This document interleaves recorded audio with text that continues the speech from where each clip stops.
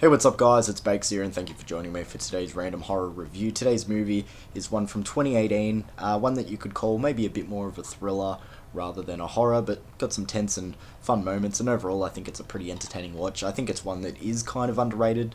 When it first came out, a few people were talking about it, and it would come up in conversation every now and then, but since 2018, it's not really one that I hear get brought up a lot, so I'm excited to talk about this one today. Like I said, from 2018, the movie is titled Greta. So before we get into my thoughts of Greta, let's quickly run into the plot for this one. So in this movie, our lead is played by Chloe Grace Moretz. Her character's name is Frances, and she lives in New York with her friend slash roommate. And one day while riding the subway, she finds this little green handbag, and she looks inside it, finds an ID. It belongs to this lady here named Greta. She finds out where she lives because, as I said, the ID's in there, and she goes, I'll just drop it off myself. And the two of them end up forming this friendship, bond, relationship, whatever you want to call it. And and that's how the movie kicks off. But as the movie goes on and we start to learn more about Greta, she's not all that she seems, and she actually has a little bit more sinister motives and a bit of a shady past. So I'll kind of leave it at that. I'm sure you've got the gist of it pretty much just from that explanation alone. This is a movie, when it first came out, I think a lot of people were maybe a little bit too harsh on it. It's one that I've always kind of had a soft spot for. Like, I'm aware that it's not a fantastic movie. It's not perfect, and honestly, this time round, revisiting the film for this review, the problems kind of stood out the most that they ever had watching this movie. I've seen this movie maybe 4 or 5 times, but this time around, it's been a little while. They definitely stood out, so there's that. But overall, I think this movie's still pretty entertaining, at least if you had to ask me, and I've said that before, the most important thing that a movie can be is entertaining, so it's got that going for it. I always feel like a subgenre of horror that is really underrated is obsession horror. Like, I'm a big fan of obsession horror. Obviously, they teeter on the line of being a little bit more thriller in some sense, but this movie is a great example. I guess it's somewhat a spoiler. Greta ends up forming this obsession over Chloe's character, Frances. I forgot her name for a second, but it does become really creepy and really intense, and I enjoy those types of movies, and like I said, I think it is pretty underrated. The actress that plays Greta, Isabel Huppert, I'm actually not too familiar with her, I don't think. Off the top of my head, at least, I can't picture her in anything else, but she is fantastic in this movie. You can criticize what she's given, with the script and the story and whatever, but her performance, she really is giving it her all, and everything that she's trying to put onto the screen, she's doing a great job of it. It very much reminds me of Octavia Spencer in the movie Ma, and I say that because Ma is probably a more well-known and popular horror movie. They both have similar sort of beats and setup and whatever. But I actually prefer this movie over Ma. I think Ma is actually pretty cringy, but I think her performance is very similar to Octavia Spencer's in that movie. They're both just giving it their all, and you can tell they're just having fun and just really swinging for the fences, and I think she does a great job as Greta in this movie. Aesthetically, this movie is also really awesome. It's set in New York, like I said before, but it doesn't feel grimy like we're used to seeing in these old school slashers, for example, whether it's New York Ripper or Maniac, or whatever. You're used to the grimy, gross, dirty streets of New York when it comes to horror, I feel. But in this one, it just feels very nice. This film has a very Paris is within the narrative, and it fits into the aesthetic, and it makes New York feel very clean. And I think rewatching this movie, I'm starting to think, do I kind of like Paris? I've never really thought Paris is a place that I want to travel to for a holiday or go and see, and I haven't honestly heard too many great things about Paris from people that have been there and whatever. A lot of people say it's actually pretty overrated, but the music and the way that the aesthetic is in this movie, it's just all really cool. When I'm watching other movies set in Paris, I'm blanking on them now. fucking Ratatouille. Like, it just always seems really fucking cool. So I'm like, yeah, maybe it is a place that I do want to check out once in my life. But either way, done a little bit of rambling. Let's get into a little bit more of the meat and potatoes of Greta. One thing that I like about this movie is the ball gets rolling pretty much instantly. Like, within the first 5 minutes, Frances finds the handbag on the train, and 2 minutes after that, she's meeting Greta for the first time, and this relationship is already forming, and you're maybe at the 10-15 minute mark of the movie by this point. So I really like the flow of that. The flow of the movie is fine. I don't really feel like there's any moments that necessarily drag or anything like that, so that's good. I feel like it's more so the timeline of events and situations that feels a little bit weird. Sometimes it's just sort of hard to tell how much time has passed between, some situations or things going down. As in, like, something will happen and, it kind of feels like, okay, is this the next day? But then, characters will be talking and they'll be like, oh, it's been a couple of weeks. And you're like, oh, okay, I guess it's been a couple of weeks. But, it's hard to sort of tell. And then, sometimes it's vice versa. You think a whole heap of time has passed, but then, you go back and, it is a couple of days later. So the timeline of events in this one is a little bit weird. I wish it was a little bit more clear. Because, as I said, that part of it is a little bit blurry. But, the feel and the pace of the movie otherwise is pretty good. What it does a good job of is finding a good balance between entertaining the different parts of the relationship, as in the relationship between Frances and Greta, and then, Greta revealing her true colours. And I guess what I mean by that is I feel like there's three parts of the relationship between our two leads here. The first part is when they meet and everything's good and they've got a good relationship and a good bond. The middle part where Frances starts to question things and concern comes up and Greta turns into more of like a stalker or whatever. And then the third part when Greta becomes more of a threat and it's like alarm bells majorly, and I feel like all three parts of that relationship do stay pretty consistently entertaining. Story-wise, breaking it into 3 acts, I'd probably say that the third act, though it's not bad, it's probably the weakest of the 3 parts of the film. The very ending, I like the fact that it does come full circle, and it's sort of poetic in a sense, and I'm talking about how the climax finishes and whatever. Like I said, I like that it's full circle and it's poetic in a sense, but it also feels kind of meh, to be honest.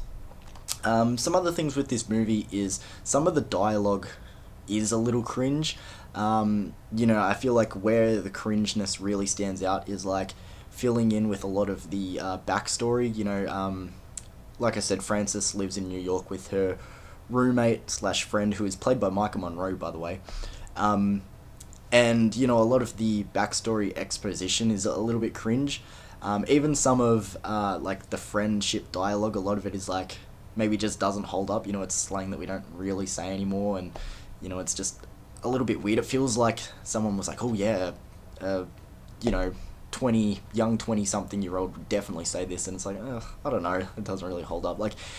Even one of the lines in the movie that Frances says to Greta, it goes with the story, and I get why it's in there, but it's the line was, people say I'm like chewing gum, I tend to stick around, and it's just like, oh, what is this? What is that line? I don't know, some of the dialogue in this movie is a little bit cringy, but, yeah, I don't know, it comes in and out throughout the film. So this is a movie with a very minimal cast, there's not too many characters coming in and out of the story, it is pretty contained. So talking about performances, there's not a lot to go through. I already highlighted Isabelle Huppert, I keep forgetting her name, but her as Greta, she is outstanding in this movie. She's my favourite character and performance in this film. Chloe Grace Moretz, who plays our other lead in this one, she is passable, she's fine in this movie. Pretty much just does whatever she needs to do. It's not like a wow performance, but, does the job.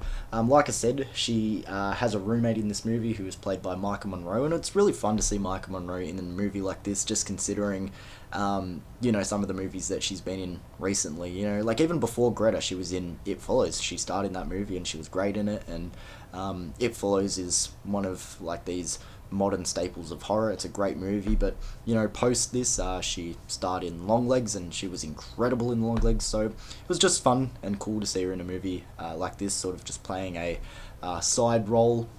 But other than our two leads, she does have a genuine, fair enough part in this movie.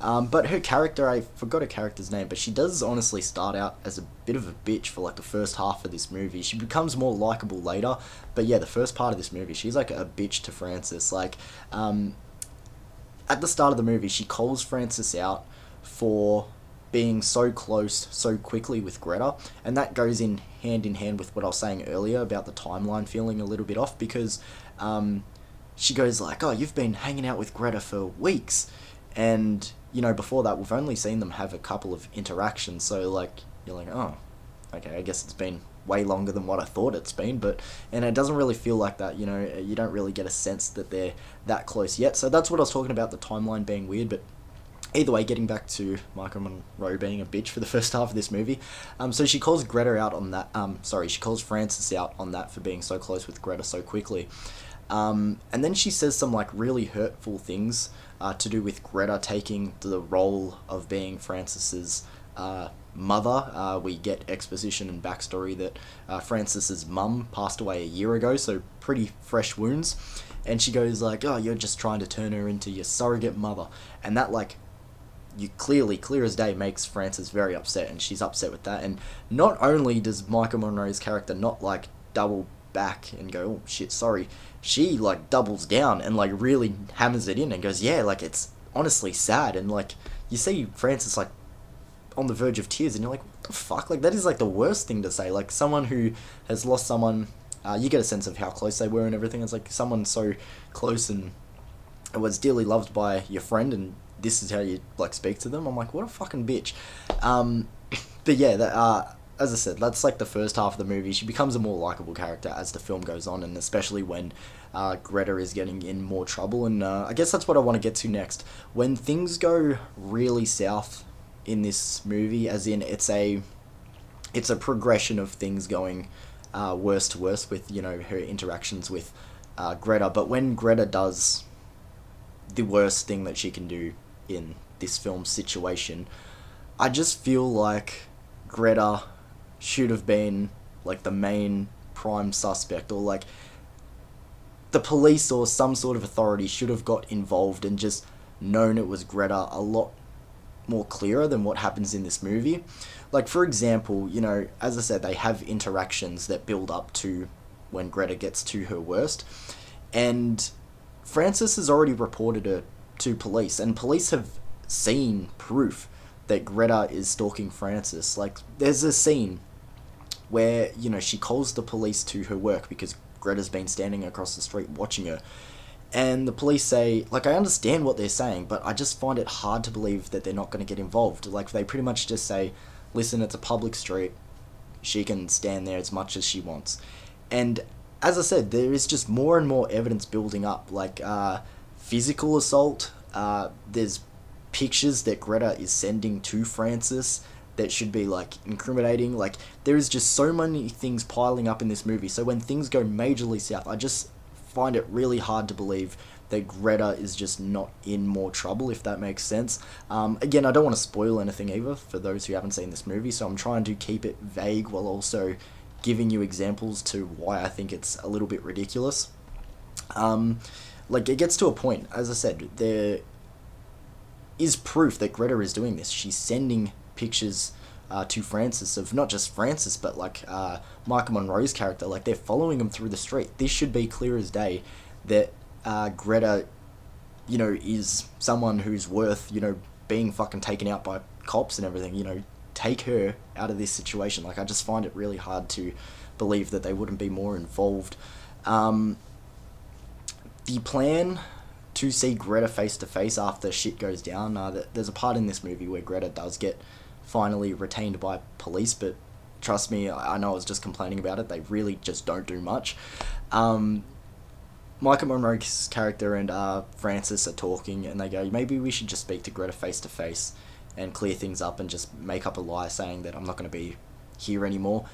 That is the worst fucking plan ever, and it does go south in this movie. I thought that was just fucking the dumbest thing to do. So my camera just cut out halfway through that explanation. I'm just going to continue on from where I feel like I was up to roughly. Besides the turmoil going on between Greta and Francis and their relationship and whatever, we do get a little bit of backstory around Greta and whatever, and you know, you get a little bit of her history explained.